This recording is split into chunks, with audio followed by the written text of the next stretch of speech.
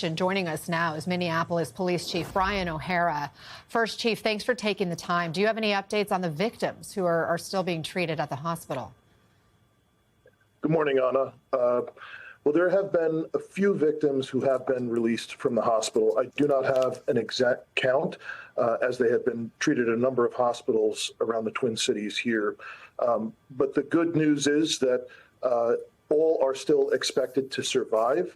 Initially, when we responded to the scene, there were a number of victims believed to be in critical condition with life-threatening injuries.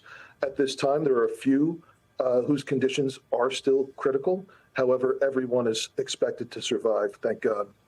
Oh, that's good news, it sounds like. What more can you tell us now about the shooter, any motive, and what you've discovered in his background, his writings or videos that may have been left behind?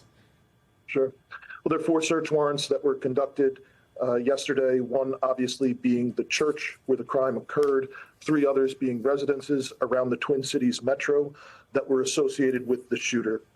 There were no additional weapons that were recovered from those residences, but obviously hundreds of pieces of evidence recovered in total. There's still some handwritten writings that our investigators are going through to try and determine a specific motive for this crime. Everything that we have seen so far is really a classic pathway to a mass shooter. It's someone who had sort of a deranged obsession with previous active shooters and mass shootings, and someone who harbored just frankly a whole lot of hate for a whole wide variety of people and groups. So as the reporter mentioned, we do know that there is a connection between the shooter and this particular church. He was a parishioner there. He did attend the school there for some time, and his mom did work there. But as far as a particular triggering event to cause him to attack the church there, we have not been able to identify that specific motive. This does appear to be, again, unfortunately, a case which is all too common in our country, where a person who's kind of bent on and obsessed with causing as much trauma and violence as possible for their own personal notoriety. Was this person ever on local law enforcement's radar, or was there any documentation of previous mental illness? No, I don't have information about previous mental illness. I can tell you there were no state confinements for mental health. Beyond that, I don't have any information if there had been any sort of other previous mental health treatment. Other than receiving, I believe, a traffic ticket, the individual had no criminal history whatsoever. And again, we know that he was able to lawfully purchase these firearms in this case. Right. And so was there anything about them that should have been flagged when those guns were purchased, considering we know that the state has the recent red flag law, and you talk about some of this evidence that was on the internet?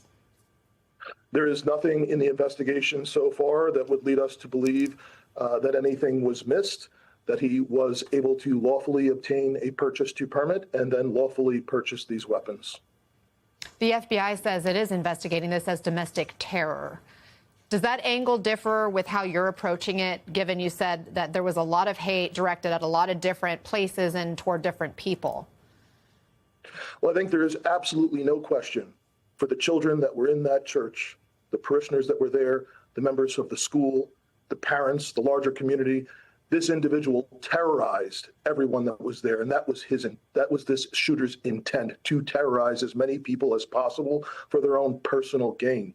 That being said, again, there's just nothing specific in the evidence that's been recovered, hundreds of pieces that we're still going through that can identify a precise motive for this, but we are open to any possibility, and we will follow the evidence to its logical conclusion.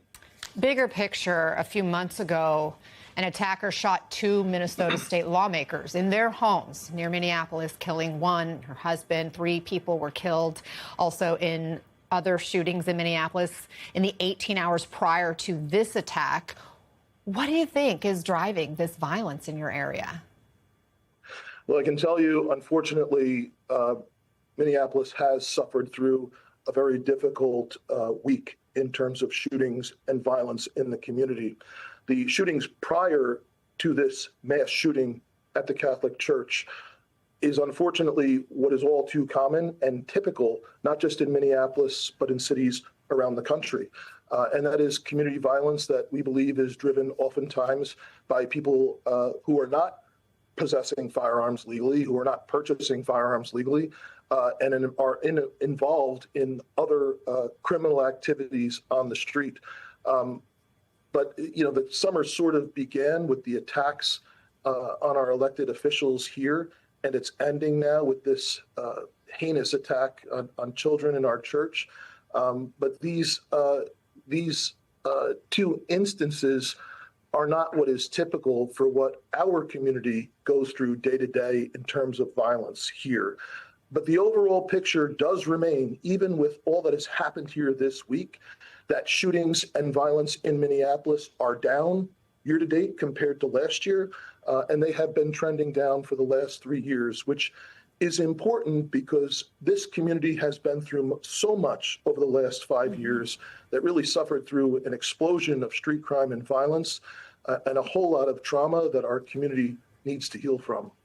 Yeah, Chief, we have so many more questions. I know you have questions too. You're trying to get answers to, and I want to respect your time. Before I let you go, though, I want to read part of a statement from the mother of an 8th grader who was shot yesterday. And she says, quote, "Our son shared with us that an MPD officer really helped him.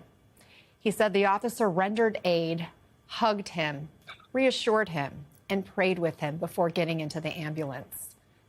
That made a big difference for that family. What's your reaction hearing accounts like that?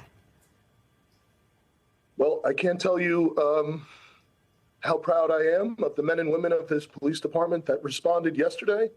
I can tell you I've heard stories of parishioners and others that were inside the church of how once they saw a police officer come in and run towards the danger, that was the first sense of safety that they felt.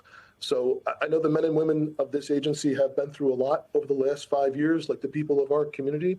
And I'm certain that we're going to hear even more stories of heroism from other children, other staff members, other parishioners that were there. But I thank God that the members of the Minneapolis Police Department, all the first responders that responded, did not hesitate and responded so heroically because we know so much was at stake. Chief Brian O'Hara, thank you very much for joining us. Our thoughts and our hearts are with you and your community right now. Thank you, Anna, and thank you to everyone across the country who has been sharing their support and their love for our community here. We really appreciate it. Thank you again.